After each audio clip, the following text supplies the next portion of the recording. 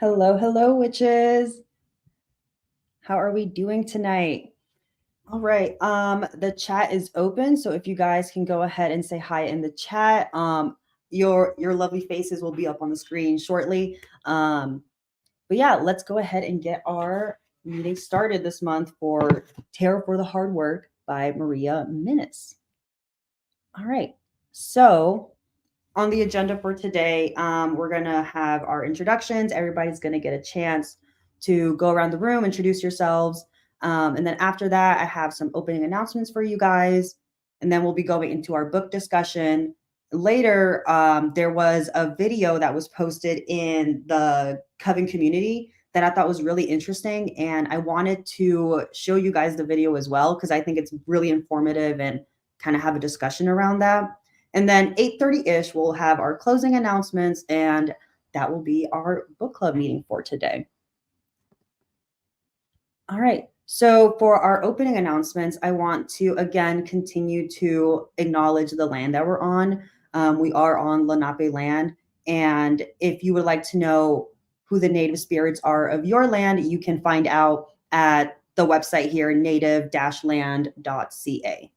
And one thing I really wanted to say here today is, especially after like still reading through Tarot for the Hard Work, this book has really like made me think about how I show up for BIPOC people in general, right?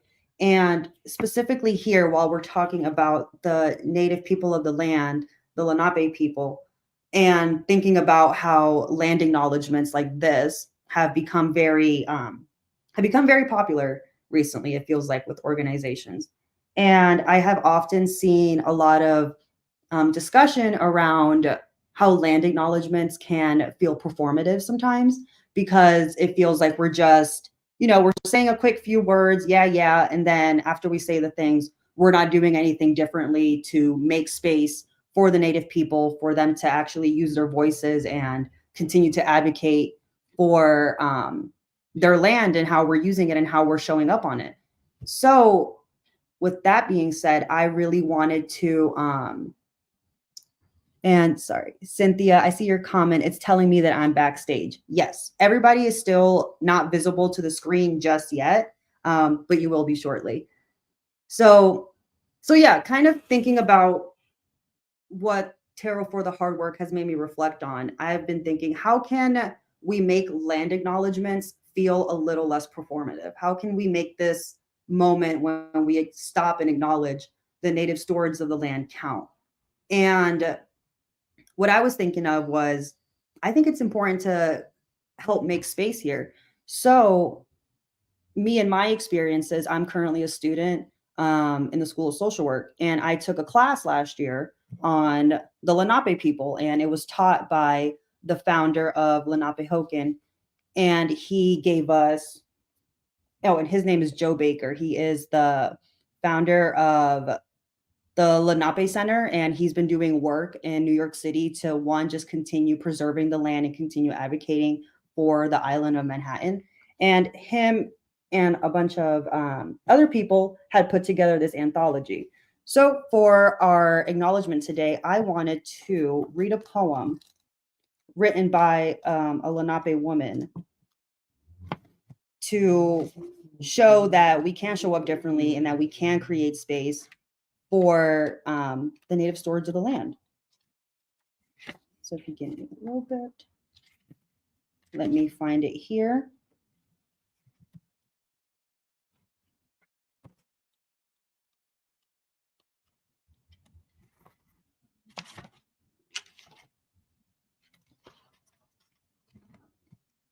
All right.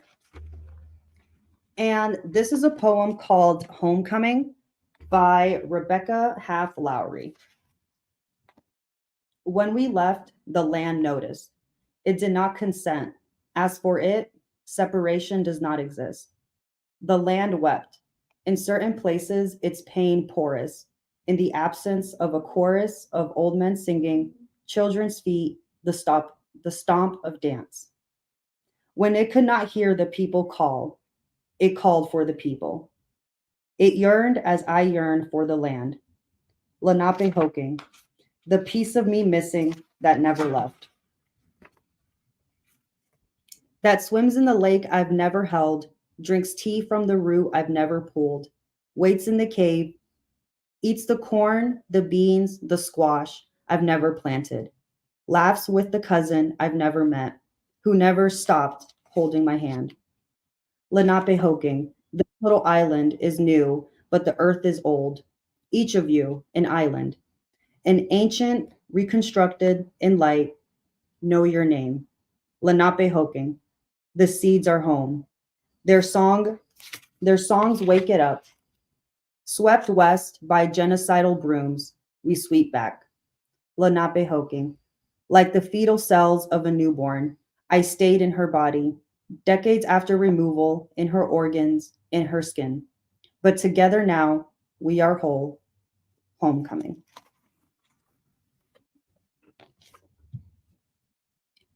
And I wanted to leave you guys with that poem coming from a woman who is herself Lenape, and giving her the space in this moment here to share her poem and express, how she feels about her land.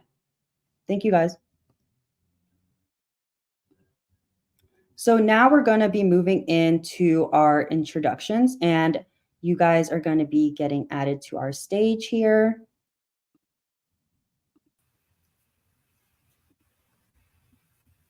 Hi, Ali. Welcome. All right. So with introductions, let me see, everybody is visible on screen. Beautiful. This is awesome. We're going to do our names, pronouns, our magical paths, the native spirits of the land you are on, and then share how much progress you made on the book. So me going first, I am Noria Landra. Hi. I go by she, they pronouns. My magical path, I am a self-dedicated Wiccan and still overall eclectic practitioner and just like to dabble around. The native spirits of my land are the Lenape people. And book progress, I am currently on the Hierophant chapter. So that is me. And Linda, if we can have you go ahead and introduce yourself. Hi, I'm Linda. I am on the Cherokee Nation land. My pronouns are she, her. And I just started the chariot in the book. Thank you. And let's move on to Ash. How are you? Hey, good evening. I'm Ash. My pronouns are she, her.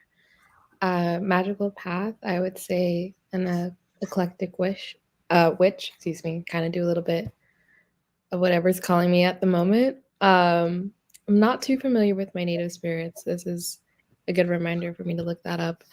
And book progress, I actually joined the Coven today. So I think I just had good timing for this book club. Yeah.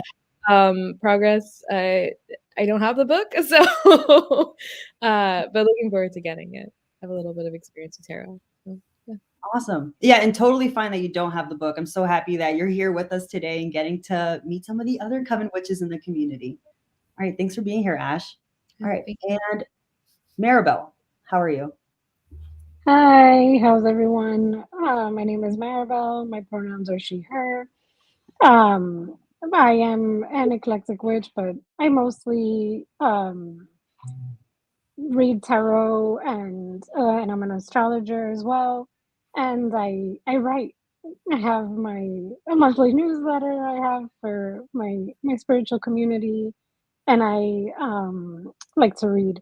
The native spirits of my land are from the Dominican Republic, so they're Taino people. Um, and in the book, I just arrived to the strength chapter, and I love the book.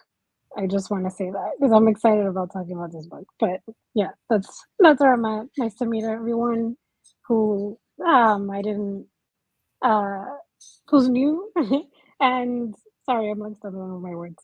And yeah, I'm just excited. Yay, so happy to have you here again, Maribel. Yeah, this book is definitely a hard hitter. She has been speaking truths left and right, and I'm just like, oh, okay, yeah, you're right. I need to check in with myself there. All right, Nisi, how are you? Hey everybody, I'm Shanice. Everyone calls me Nisi. My pronouns are she, her. My magical path. I'm still eclectic, but definitely a Christian folk practitioner. The native spirits of this land, I'm in the city of Greenville, and it's the Muskogee people.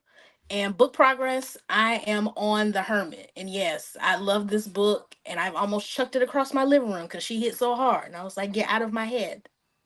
And also, Ash, we are a sister's keeper, so what we know, you know. So we love you. Welcome. Yes, welcome, Nisi. All right, Cynthia. Hi, I'm Cynthia, and my pronouns are she and her. And I am in magical path is I'm an eclectic witch, and I am in San Antonio, Texas. And so my native spirits are the Payaya people, the Wahitakla Nation. And I thought I was on a different a different let's just say I thought I had moved past quite a bit in the book, but I didn't because I couldn't stop highlighting and going back and reading stuff. So I have an issue with that. So I'm probably not as far as everyone else. I thought I was farther along, and then I looked and went like, what in the world? But I just can't stop highlighting stuff because, like Nisi said, everything is hard hitting. And I'm just like, oh no, when I go back and reference this, I want to make sure that I have this and I have this. And I'm just feel like I'm highlighting her whole freaking book. It's crazy, but I love it. And I, aside from all of you, I don't read tarot. I've always wanted to, but I've always been like, well, I don't know. And that's why last time I was like, I don't know about these tarot books. I don't know about this. So I'm kind of learning as I go too. So it's really feeling good. But one thing that I do is I do a lot of social justice work here in my city. So I'm on the core team of our Peace Center. And so just want to say that. Yeah. Thank you. Oh, and hey everybody. And welcome, Ash.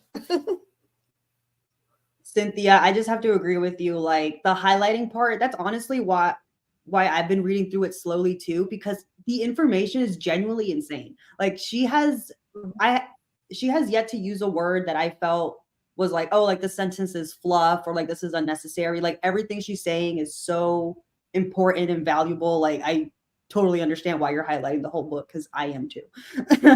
Right there with you. Well, makes me And feel better. yeah. And of course, last but not least, Allie, how are you? Hi, witches. What's up? It's so good to see all you guys. My name is Allie, also known as Bronx Witch. My pronouns are she and her. My magical path, I'm Wiccan, and my practice is a combination of Wiccan magic mixed in with some of my ancestral practices like hoodoo and voodoo. The native spirits of my land are the Lenape people. That was a beautiful poem to come into the room on. So thank you, Nuri, for sharing that. I have actually just read a little bit of the introduction. And now I'm like listening to you guys really fired up and also a little bit scared. Like, are my edges going to still be there when I'm done? I don't know. I know. But yeah, I know. One of the main reasons that I'm here tonight, I'm actually going to be off camera and I'm just going to be listening in. So forgive me for being a little bit creepy and a little uninvolved in the conversation. But that is because I'm here on a bit of a research mission. I want to share with you guys some really exciting news. I have a meeting with the author, Maria Minnis, in a couple of weeks to talk about bringing a tarot workshop to the online portal. So yes. Hopefully, like sooner rather than later, maybe as soon as April. We have a really great class coming up in March. Melissa Madara is going to be teaching us all about Hecate, the queen of the crossroads, goddess of the crossroads. So for the April calendar, I'm hoping to have Maria come to the portal and teach us a workshop. And so I wanted to listen in and see how you guys are responding to the book, what topics and things really piqued your interest, so that when I speak with Maria, we can pick a workshop topic that you guys are going to be excited about. So I'm sort of here as a spy for Maria to get an idea of, what the topic of that workshop should be. So if you don't see me, I'm here in spirit. I'm here listening in. And I want to thank all of you witches for being here and taking the time to share your thoughts on what is definitely going to be a very important and informative book. So that's me. Hi, guys. Blessed be. Yay. All right. Now that we've all done our introductions, let's get into the good stuff. Let's get into this discussion. All right. So I'll give you guys a second to kind of look through the questions I have up here to just start some conversation. And with that being said, remember that we don't have to stick to the questions that are up here. If there's anything that you want to bring up that isn't necessarily asked, please feel free to do so. And with that being said, I kind of want to leave the floor open for whoever would like to start our conversation today. Oh, if that's okay, whatever you have. Oh, absolutely, Linda, go for it. What I have not found anything that I didn't enjoy about this book. It seems like almost like a combination of workbook and then the knowledge from the book, which I am so enjoying that. I'm gonna be honest, a lot of times I skip when they have exercises in this book. But because I want to build my tarot knowledge, I'm really doing as I go along and enjoying it, which is kind of like, I kind of hate when they have exercises in books. I'm gonna be honest, but this I have enjoyed.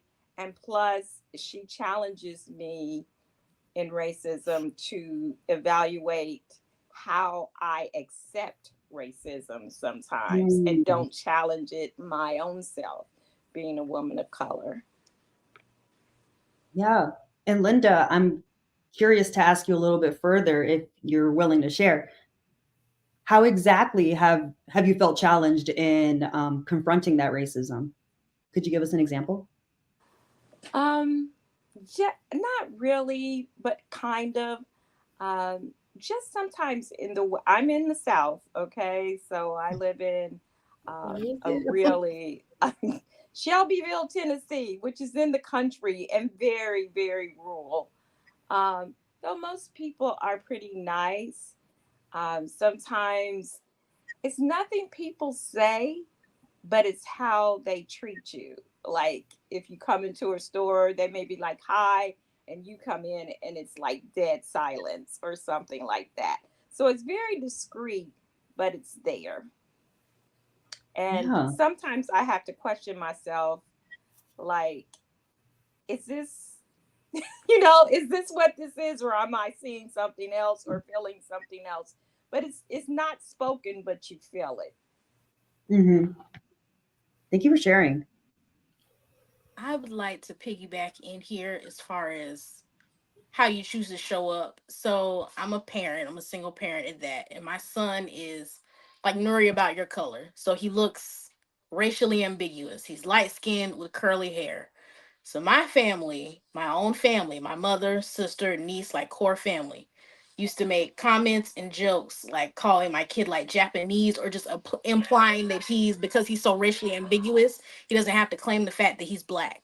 So I would have to get to a point. This is very early on. Like I was still carrying my kid at this time. Mm. So very early on, I would have to do things like my child is black. He comes from a black mother. He comes from a black father. Doesn't matter what he looks like. Black people become in all different shades, colors, creeds, sizes, all that. So what I did was his very first book, which he ate. His very first book was a book about skin tone because it was coming up in so many backhanded comments. So that was how I chose to show up as a mother, and that was how I chose to show up for my son as far as dealing with racist comments from young people, because it comes from us a lot of times. So yeah, that was what I wanted to say. I also really love this book. Love this book down. This is a very pivotal voice as far as tarot is concerned because it does get very generic in tarot. It's very psycho spiritual, and it has, psycho spirituality has a purpose, but this really puts feet to the ground and holds people Mm. accountable. And that is what Mhm. I love. And that's why her voice in this is damn near priceless. Because it has to come from someone in the community. It has to come from one of us. Like it literally is a true work. She really put her blood, sweat, and tears into it. And I'm very appreciative for the book. I love that share, Nisi. And with that, I'm curious from the chapters you've read, from the cards that you've explored so far, what's that card that keeps coming back to you that you can't just get out of your mind? What's that card that you keep coming? The Emperor, Aries gang Woo! gang. Woo! Yes, it is the Emperor. When I read that chapter, I literally almost tossed this book across my living room. So I was like, again, get out of my head. Get out now. But in a good way. But yes, for me it was the Emperor. It was an exercise for me to self-identify things that I could improve on. Like that section where she has like circle the things that you do really well. Put a heart around the things that you want to embody, or put a square around things you want to transmute. That really did it. Mommy. Yeah. No, that exercise was very helpful. And I really appreciate how she did it with every single card. Like I like that consistency in the workbook style that she did. But yeah, I'm wondering from anybody who did do that exercise of like circling, squaring the terms, hearting the terms, what what has this book inspired you to really focus on and develop?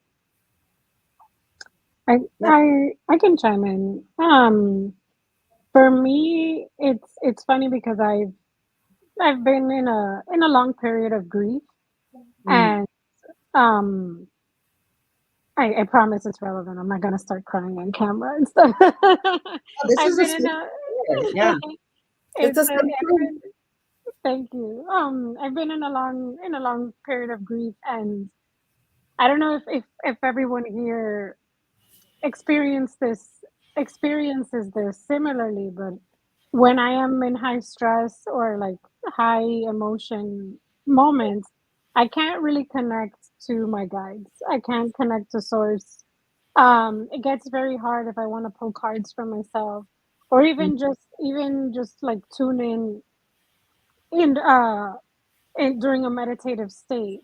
And when I started reading the book, I was feeling kind of like, oh my God, like I lost my connection. What's going on with me? And the book kind of showed me that that wasn't the case. It kind of helped me like reframe what I was experiencing, and it's actually helped me do deeper work within myself. And I was starting to get intuitive messages while reading the book. And I was like, "Oh, okay, it's not gone." But it was a very it was also for me very like spiritual way of saying you need to do something else with this energy, hun, because you can't just sit in it. Like let's channel it differently. Let's be productive. And I think this book has done that for me. And it's outside of the core reason, the core purpose of the book. That's how it's like brought stuff out for me personally. Um, yeah. Yeah, thank you for that share, Maribel.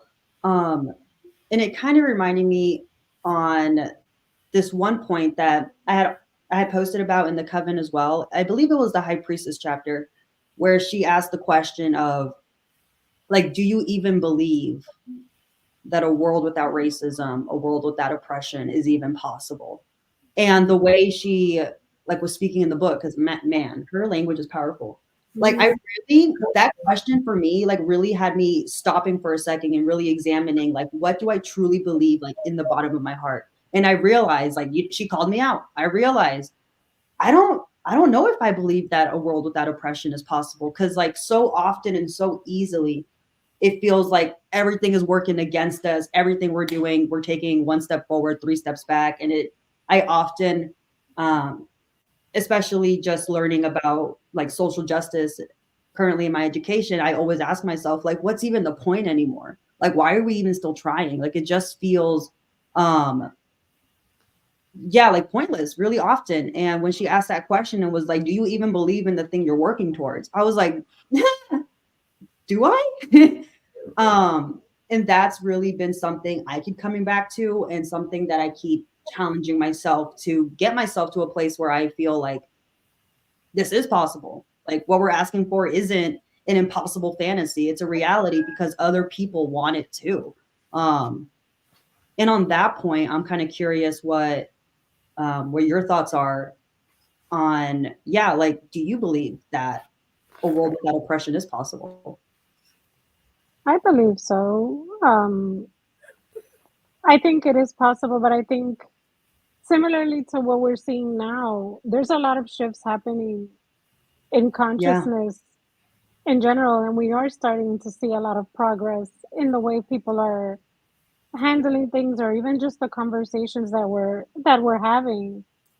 I think that the reason why it feels like in a lot of ways we're going backwards is because it's a reaction, right? To to um to a behavior, to a trigger. And for anyone who's against this, i.e. racist individuals, the reaction's going to be big because it's such an internal thing.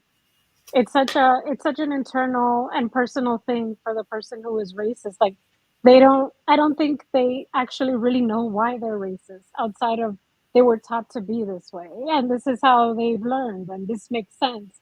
But if you break it down logically, there's no real sense. So this is a very core wound, perception, belief Mm, that um we're gonna see a lot of push pull on the extremes until there's a balance, and then again push pull to the extremes until there's another level of balance. But I think it is possible. It's just people waking up more and more, and there being real consequences for mm, people who continue to perpetuate or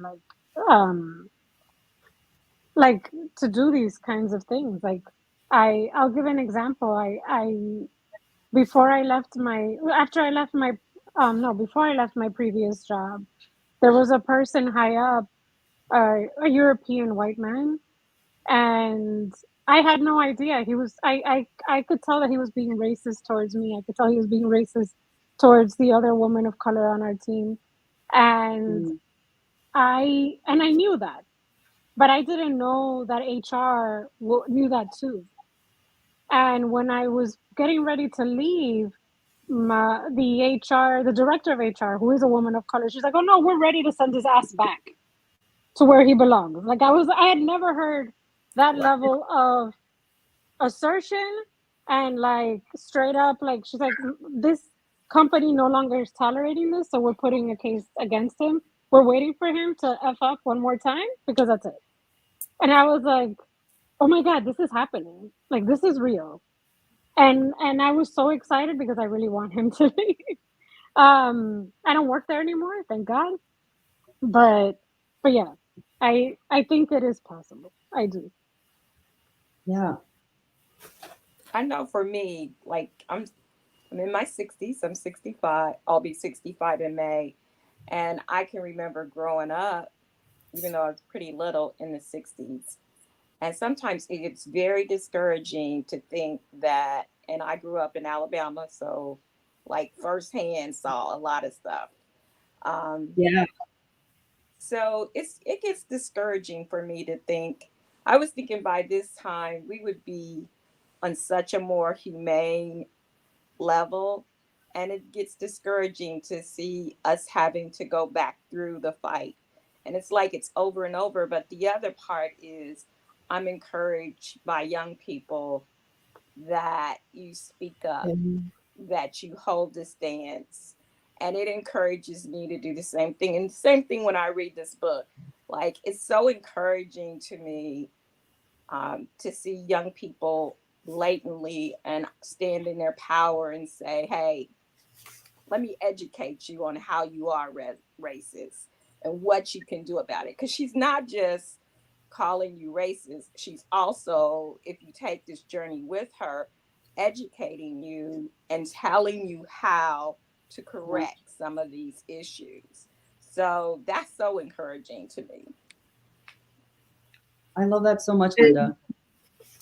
And one thing I just, well, maybe knowing me, it's not just one thing, but I do want to say that I love how even in the beginning she tells you that this is going to be difficult, and it's not even. And when a lot of people think of social justice, we think of us telling other people what they've done to us or how we're done. But you know what? I know, and she does mention in here too about confronting your own prejudices and Mhm. influences. And I've always, when someone says to me, um, "I'm not prejudiced," and it depends on if I'm having a good day. I might talk to them, and I'll tell them, "I'm sorry, but you can tell that to someone else." But I don't want to hear it because I think we all inherently have some type of prejudice. I mean, you just think about when something happens or someone cuts you off in traffic or someone does you wrong at work or whatever. Just think about what comes into your mind. Do you ever call them a name? And I know that I sure as hell do. So I know they're calling me names. So I just, I just tell them, look, I don't believe you. And then well, I don't, that business about, I don't have a prejudice bone in my body, then your ass should be a slab of, a puddle of flesh on this floor, because yes, you do. We all do. And so I'm not trying to hear it. But I do like how it said that, it gave me sorry. Sorry. You're okay. I'm gonna have to call her back. My aunt and her son passed away. Um they when I love the way when she said that, she talked about how that if you start on this work, that you're doing the work, like John Lewis said, of good trouble. You're gonna get into good trouble.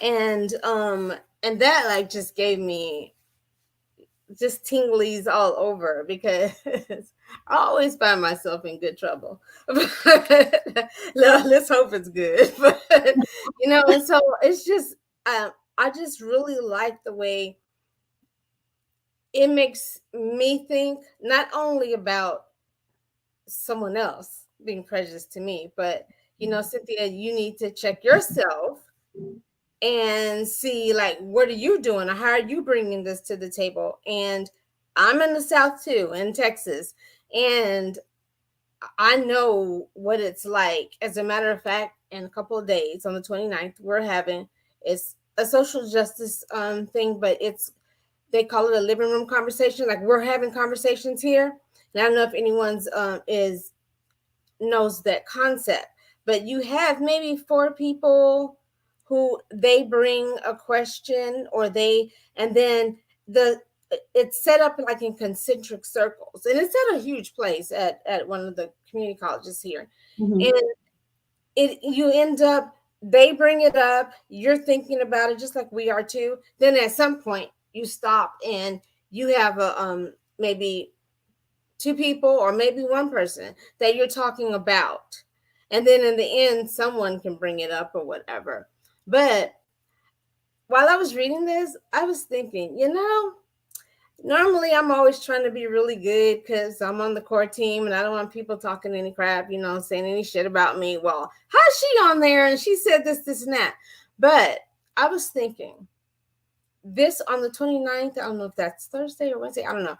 But I'm going to speak up when there's something that I feel like, because normally I'm the only African American in there. I don't even care if there's 70 people in there.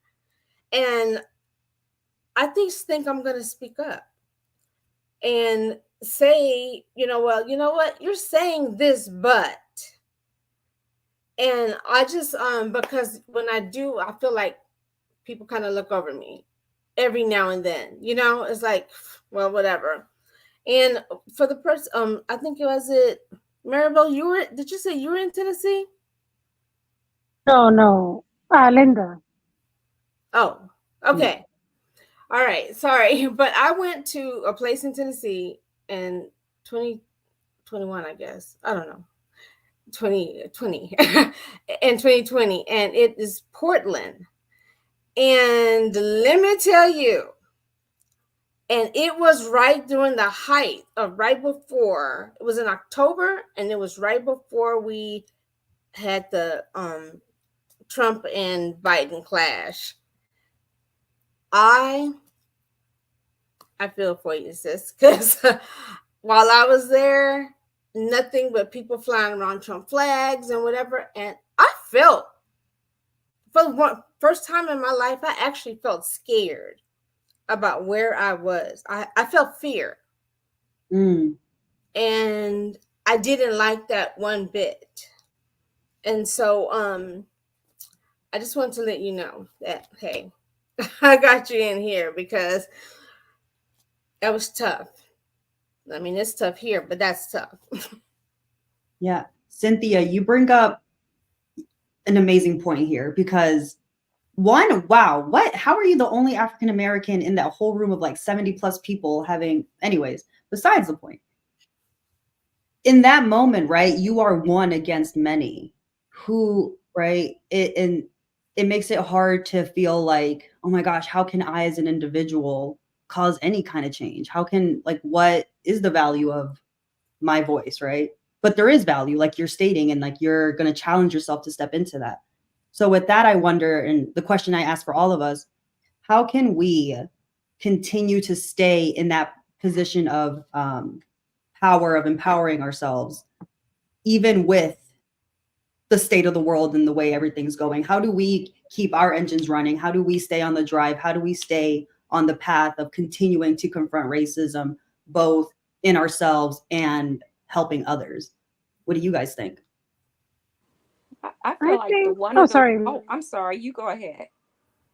Let's do Linda and then Maribel. How about that? Let's do that. Okay. I feel like for me, being where I am is kind of like coming always as a person empowered, like really standing in my power, knowing who I am, knowing where I've come and what I've been through, and honoring, this is where my ancestors fuel me, honoring the things that they have gone through for me to be here. Like when you were talking about, I'm a hospice nurse, so I go from different counties, and sometimes I do go in counties where you can see the rebel flag everywhere. Sometimes I even have to go to homes.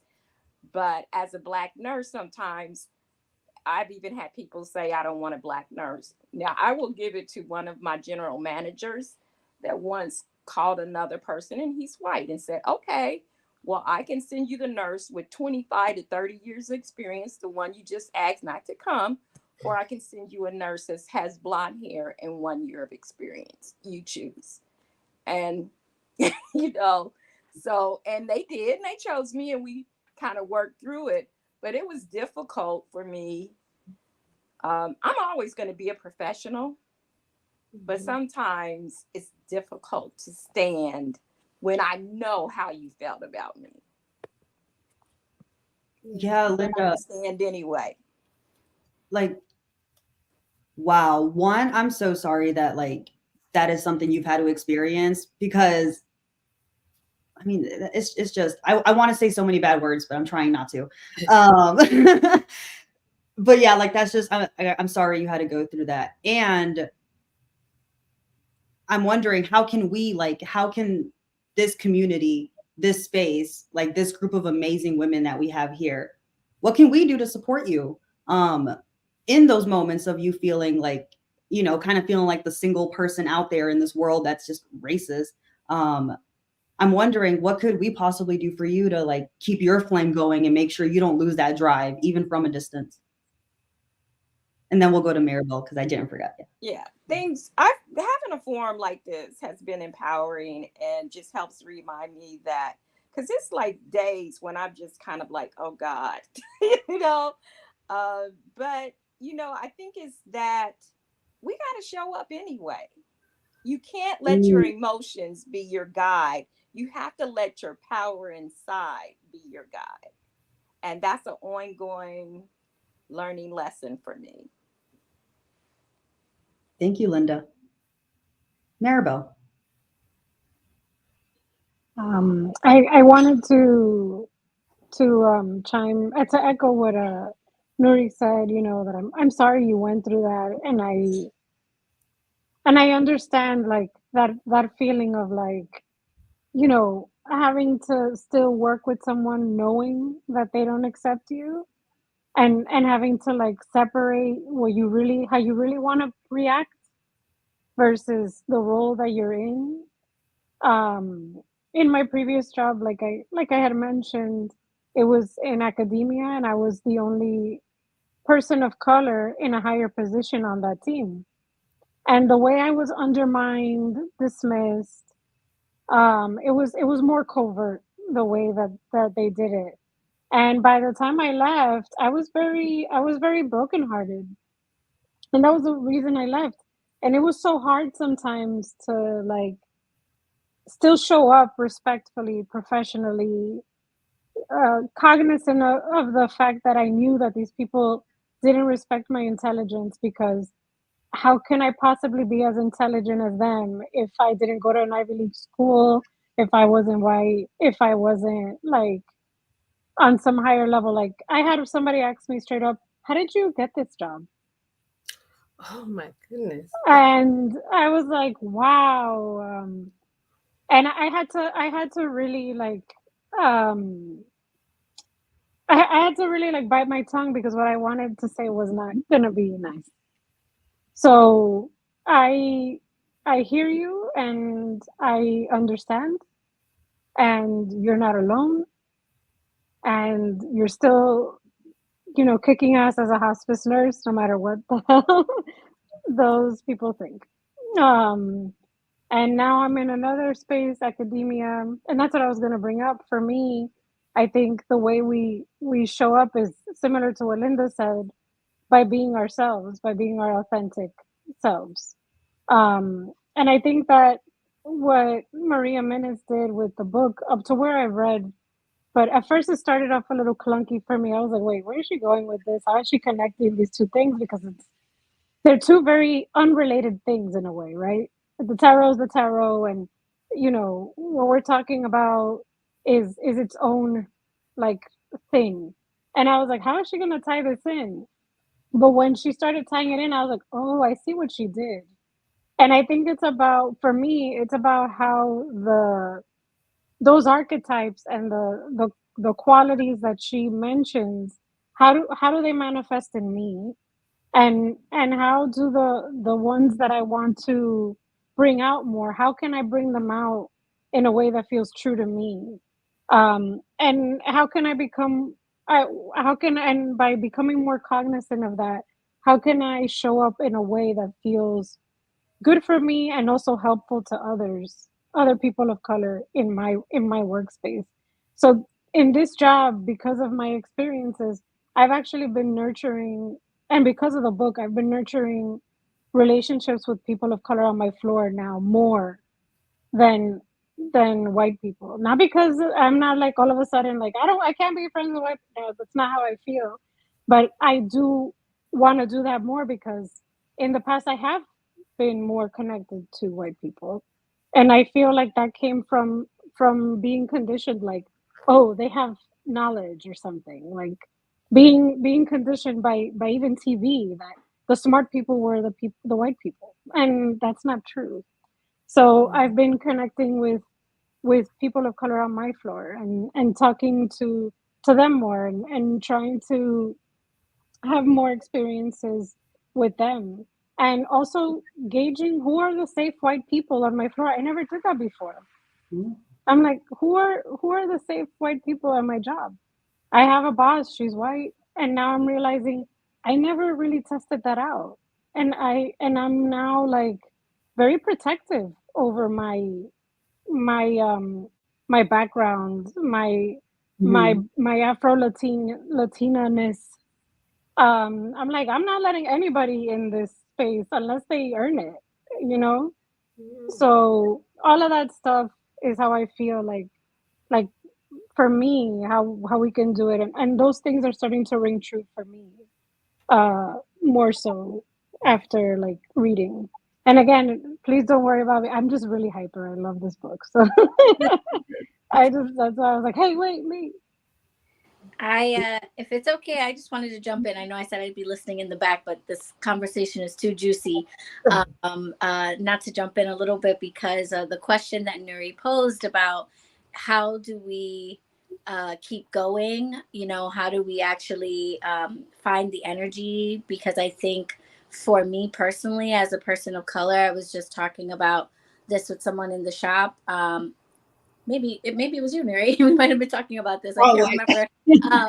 But just talking about how exhausting it can actually be as a person of color especially when you are one of a few in a room, to be the one to have to sort of educate the non-POC people on, you know, even what's going on, because it can be so far from like what they've experienced or what they realize is happening.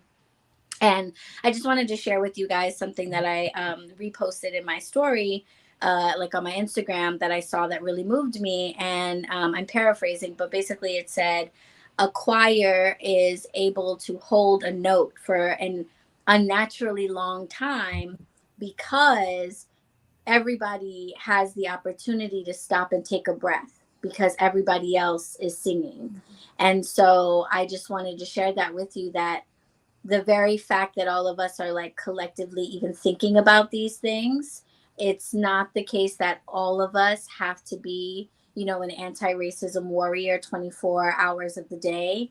We each can take breaks, we each can step away, we each cannot engage in conversation or say, you know, this person's ignorance, you know what, I don't have the energy to teach this person why they're wrong or what would be better or what have you, because you're not alone in the journey to trying to reach that better world, that Nuri mentioned at the beginning, you know, if it's even possible.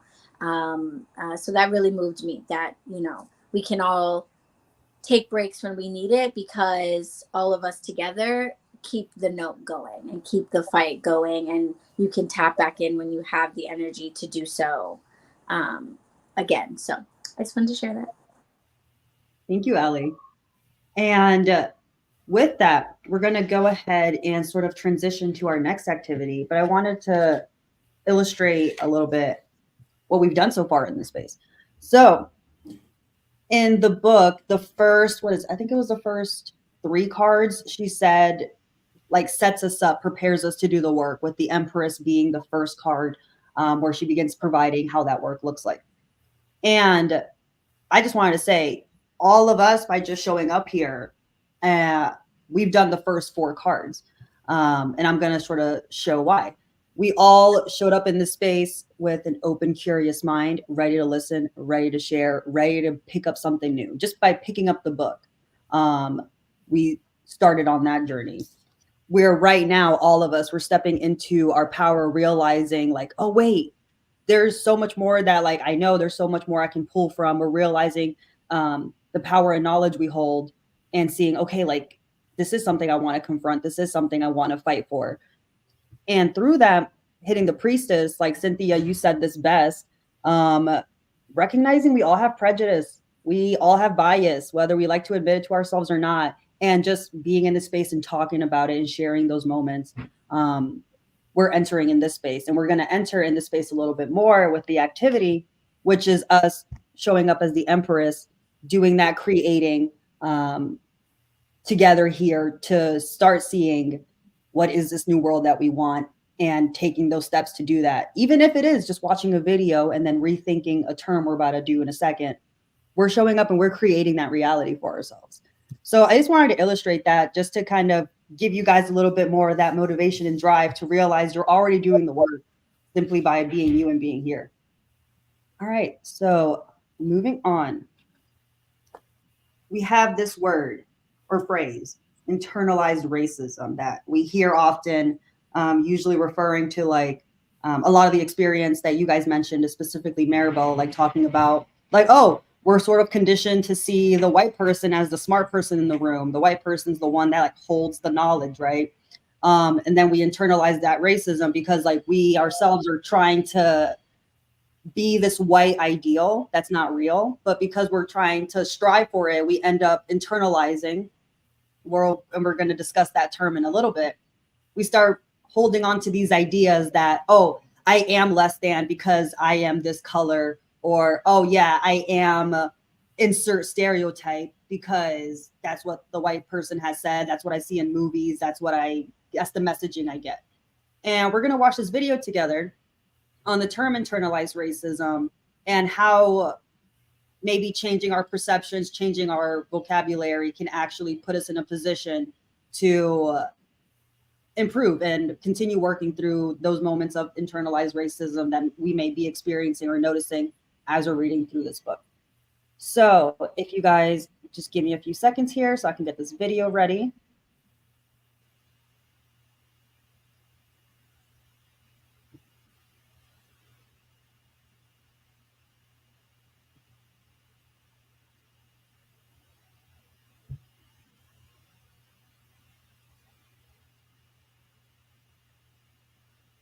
And it is about 3 minutes. I'm going to play one little snippet, and I want you guys to let me know if you can hear it, and then we'll keep going. Today, I want to nerd out a little. Can we hear that? Okay, beautiful. Bit. So if you're interested in my research and what I study in my life as a professor, hang out. So this post might be a little bit longer than some of the other ones, but I want to share in a 2-part series. One, an idea that I have around shifting our theory of oppression, and 2, a theory of psychological liberation that I created to help us think about how we can disentangle from oppression. So part 1. So if you've heard people talk about racism, you might have also heard them talk about internalized racism. And that's been thought to be how people take in ideas of racism or white supremacy and believe them for themselves. So if we say, oh, Black people are lazy, that someone would take on the idea that they're lazy and they would internalize it. I want to push us to think about that internalization as not an internal process, but an external one. So have you heard of cultural appropriation, where somebody like picks up or borrows something from another culture? I actually think it's more useful to think about this type of oppression as appropriated oppression rather than internalized oppression. So if we can think about, oh, I appropriate this idea about me being lazy rather than I internalize it, I can decide I don't want to pick that up. I don't want to appropriate that. I don't want to borrow that. And that it creates some opportunity for us to see how people take on those ideas as not something that's in them, but something that they pick up or learn from society. So let me give a quick example. So that picking up of oppression can happen in a few different ways. If we think about it in terms of gender, as a woman, I might pick up an idea that I'm not as good at math, right? I'm not as good at science. And if I think about that as in me, I could think, oh, I just shouldn't do statistics or shouldn't move forward in this career because it's just in me. I'm not good at it. But if I think about it as appropriated, I can say, oh, I've picked up an idea somewhere and I've appropriated from sexism and patriarchy that I might not be so good at this. But let me put that down. I'm going to go ahead and do my statistics. Or as a Black woman, I might have appropriated some ideas about Black women being aggressive or loud or hypersexual. And if I realize that those are ideas that white supremacy gives me about being a Black woman, I can leave them be. Easier said than done. But I can choose not to appropriate them. The reality is, we've historically thought of appropriated oppression as all bad. It leads to low self-esteem or psychological distress.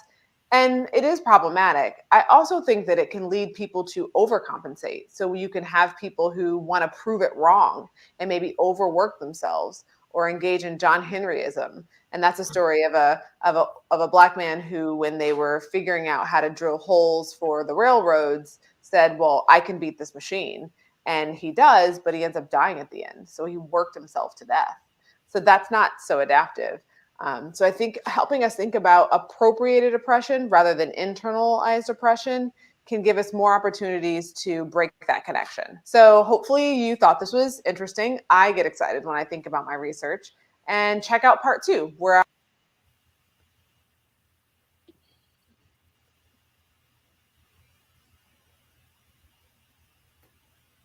All right. So I have internalized racism on there, but she mentioned internalized oppression. I still think the idea carries. Thoughts? What do you guys think?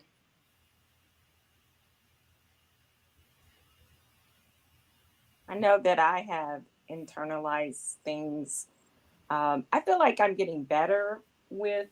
I like how she says I appropriated that idea because it does give me the choice that, like for me, I've been a person that's worked so hard and took on so much because I grew up in the era that as a Black woman you had to get out here and make it happen. So that's the era I grew up in, and it was like drove home because I was raised by a single mom who did make it happen. I never really took the chance to, like, I did self-care things, but not really not have to work hard like that to the point that you have hypertension, diabetes, and I have these things because I've worked so hard. And to give myself permission that I can work smarter, not harder. There are things I can do to make my life easier where I'm not so physically involved in that labor. So I internalize that and I'm trying to uh, leave these constraints I put on myself behind. And it is such a process. Yeah, it's definitely a process. And I want to hear a little bit more about what you guys think about what that change of language does for you in thinking about like those ideas of oppression that we've sort of taken on without realizing. Do you think it matters to switch the wording for ourselves from internalized oppression to appropriated oppression, in the sense of thinking of it like appropriated oppression, it's easier to put down? Or do you think the focus on language is a waste of time? Like, I'm curious on that part. Do you think words in this context matter? I think they do. I think words have a lot of power. It's why therapy is so important. Reframing concepts, reframe speaking. This conversation that we're having is so important, and it's because of the words. It's because we're hearing all these ideas. We get to reflect. We get to reframe. We get to, well, yeah, that's it. Reflect and reframe, and hearing that for me was very helpful from her. And hearing what Linda said was also very helpful for me because it helped me realize why um, I was so tired in my last job because I was the only person of color on that team in that position. I know I worked harder than everyone. I know I did. And I felt like I had to because I was the only person of color on that team. And all the other people took it easy and I couldn't. Because if I made a mistake, it was very easy to to put me in the hot seat. It was so easy. And when I left, they were so mad that I was leaving. It was the most confusing experience I've ever had in my life. They were so mad. They were like, "You're really leaving us on a limb, out on a limb now." And I was just like, "What is this?" I was like, "This is a weird universe we're in." So hearing her say that was helpful for me right now because in this job, I promised myself that I would take it easy and I wouldn't run myself to the ground like I did in my previous job. But this term of like appropriating it, I'm like, oh, that means I could let myself off the hook.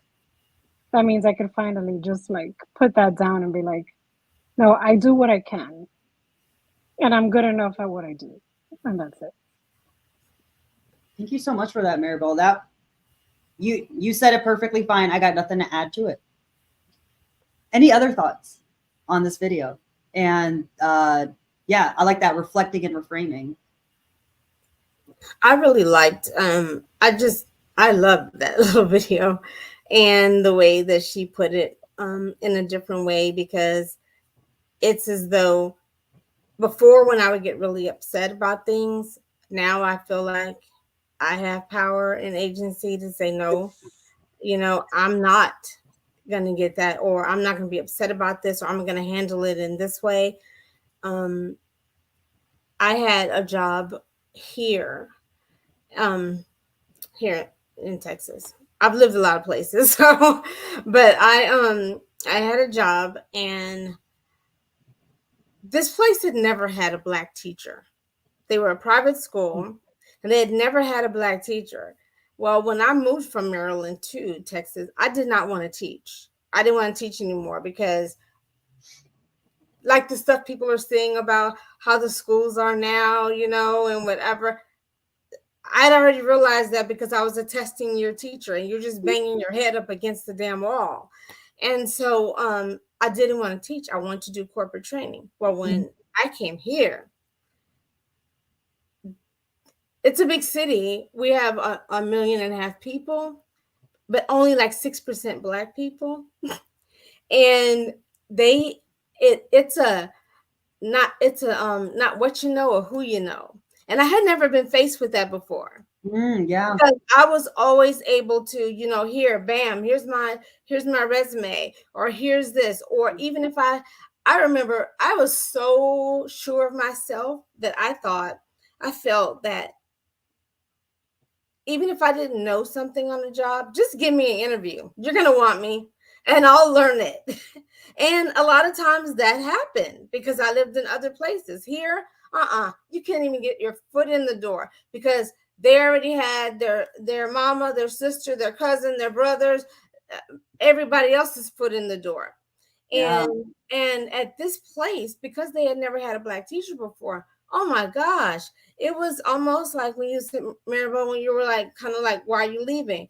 But they, I would have to do that thing with, like, why are you being so aggressive? I'm not aggressive, I'm assertive. I had to, it was always that type of thing. And then, well, she's too public schoolish. And I said, did y'all put me through 3 different interviews, a phone interview, and then a 6-panel interview, and then a 12-panel interview. They had teachers. Wow. It was comprised of teachers and parents because this place was a private school, but it was also a co-op. And then they made it into a horseshoe, gave me a chair, and it wasn't a normal size chair. It was one of the kids' chairs. So you're already in the middle. Everybody's staring at you. And then you feel like you're below because they have you Yeah. sitting down lower. And it was crazy, you know, and I would say, when they kept throwing this in my face, did you put me through all this stuff? Did y'all not look at my resume? I am I'm a traditionally trained teacher. If you didn't want a public school basically teacher, why did you even hire me? It's, you know, instead of, and they, I mean, that place had me in knots. I stayed there for like 8 years, but a lot of crazy bad things had to happen for me to end up leaving.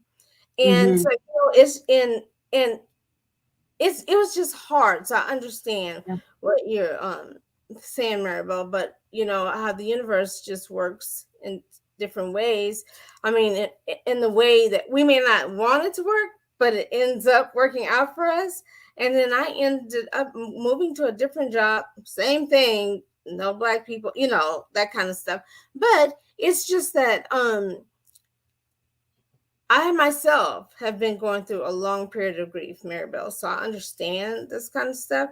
And it's only been, I had to step back from things, and it's only been within the last 2.5 years, maybe going on 3, that I finally started to heal, because I was not healing. I could not talk about my grief without bawling. And so, you know, it feels good to know I'm healing. And Yeah. so I just want to say, you know, like I know what it's like when people put stuff on you, but now I feel good that I can say no, I'm not picking that up, and no, you're not putting that shit on me. You know, it's just that way. Yeah. No, yeah, we don't have to hold on to these ideas that white supremacy gives us, and we can put them down. We can say, no, I'm not going to do that and be that. Ash, I had saw that you unmuted, and I wanted to make sure you had a chance to add in any thoughts if you had any. Yeah. So I had looked at the video a bit earlier. Mhm. And watching it a second time, I feel like the first time I was kind of shocked because I feel like it was the first sort of cogent way I've heard someone talk about internalized racism and how it manifests and how that language could be used to provide another sense of, I guess, a lack of power because it's associated with this sense of oppression. And so when she's appropriated the first time I heard it, I thought like, yeah, that's interesting. But listening to it a second time, I feel like that almost isn't an appropriate term. And I usually like kind of poo-poo at language. I think it's a conversation that needs to be had. I just don't want to be the one having it. Yeah. But listening to her call it appropriation, I don't feel like that's exactly the right word. I feel like programming is a better word because it isn't like I'm walking around and like appropriation. When I think about it, is like you see something like kente cloth or the way people do their makeup or their outfits. You say, "Oh, I want that." And it's usually white people and they do it so inferiorly, but then they take all the credit, right? And like that's how I see appropriation actually take place in the day to day. I feel like it's racial programming because it's a lesson that you're taught Mhm. constantly from, I mean, Shanice, you're talking about your baby in your arms, and we're already talking about this colorism and like, oh, he can't be Black because he's so light skinned, right?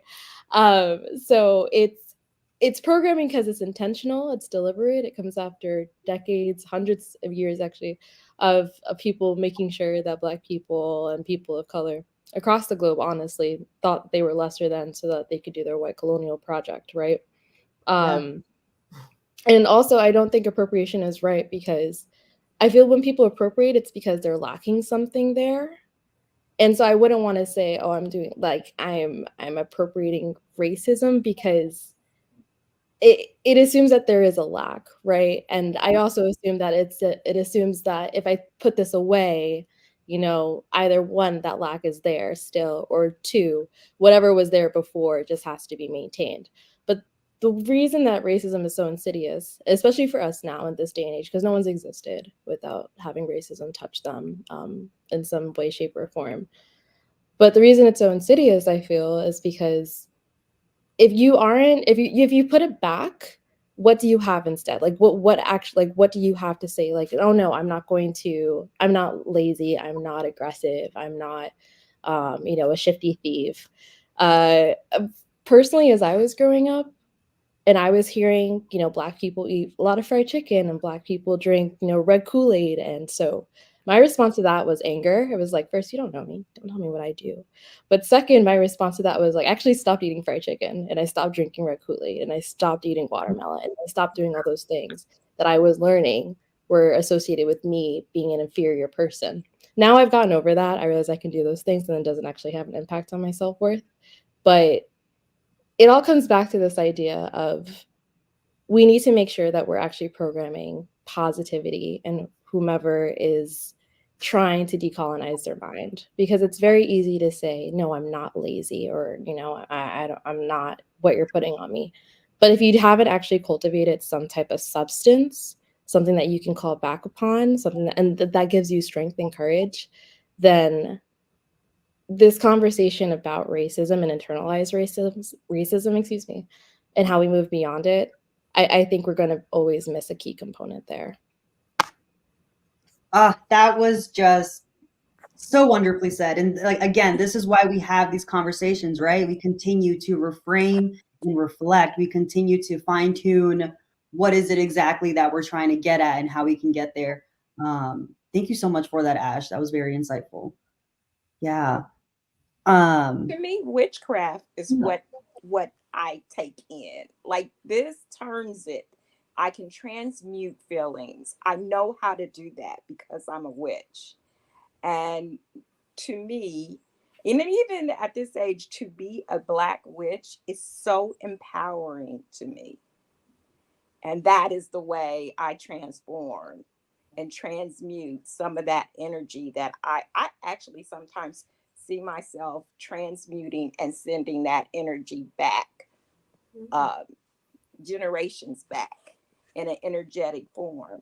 So that is what is empowering to me. Thank you, Linda. Yeah, this work of dismantling, distangling, and relearning and reshaping is quite honestly never ending for our lives. And like once we're gone, it's going to continue to happen with the next generations. And us having this conversation, and like I love it. We have like all the perspectives going on, and everybody's thoughts here. So like, yeah, we're already doing that step in the right direction, right? Or not even the right direction, whatever that means, but like a moving forward. And this is how it looks like. It starts by talking to each other, getting our thoughts together, and then we go out into the world and show up a little bit differently, talk a little bit differently, in the information we're sharing with people. Thank you guys so much for this conversation. It's been like everybody here today has said something that I'm just kind of like, oh my God, like that's just so true. Like there's so much truth there. And I feel like we could continue talking here for hours on end. But for the sake of time and respecting everybody's Sunday, we're going to move forward. So yeah, thank you guys for being here and having this talk. Now we're basically that was our book club for February. Now let's kind of get our gears getting ready for March.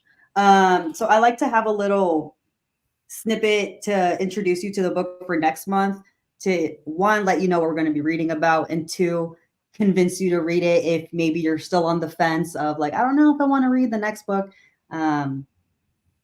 Here's a little information on Antonio and what the evil eye is about. So in this book, he basically is exploring the origins and causes, and most crucially, how to avoid, repel, and remove the evil eye. And within the book, there is so many cultural anecdotes, traditions, mystical lore, and modern concepts that he goes over and just also shares from his own experience. And the evil eye offers practical advice for shielding yourself from the destructive and lingering power of this mysterious and persistent force. I personally have basically like read this book already, and I have loved it. Oh my God. Like it definitely is. I'm ready for the reread.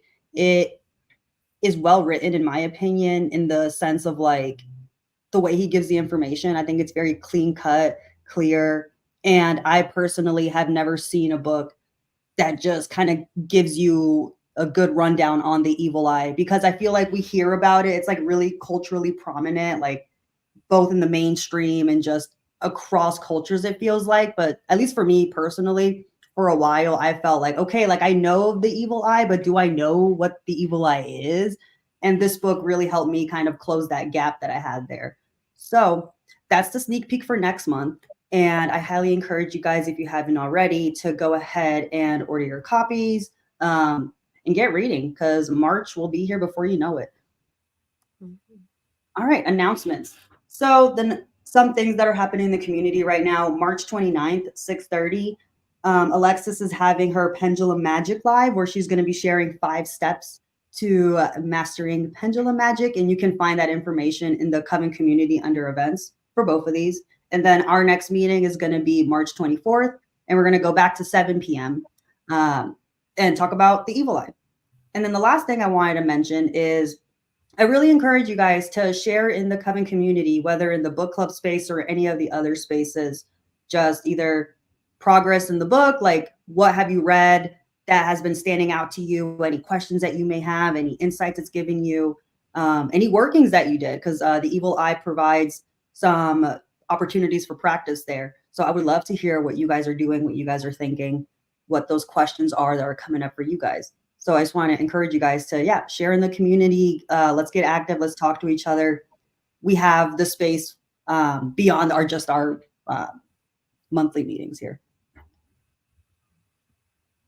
All right. And with all that said and done, thank you all for being here today and having our conversation. And I look forward to seeing you guys again in March. All right, y'all. Bye-bye. Bye. Good night, everybody. Thank you for this great chat. Night, y'all. Blessed be. Good night. Blessed be. How the hell do I get out of here? I don't know how to get out of this thing. Oh, okay.